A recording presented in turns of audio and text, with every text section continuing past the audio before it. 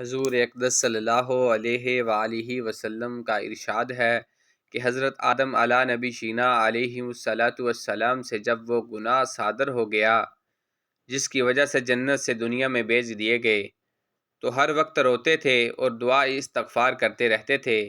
ایک مرتبہ آسمان کی طرف منہ کیا اور عرض کیا، یا اللہ، مجھے محمد صلی اللہ علیہ وآلہ وسلم کے وسیلے سے تجھ سے مغفرت چاہتا ہوں۔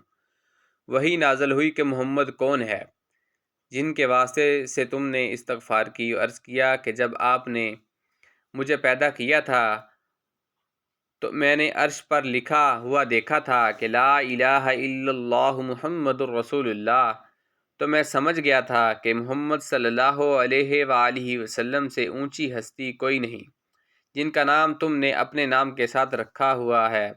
وہی نازل ہوئی کہ وہ خاتم النبیین ہے، تمہاری اولاد میں سے ہیں، لیکن وہ نہ ہوتے تو تم بھی پیدا نہ کیے جاتے۔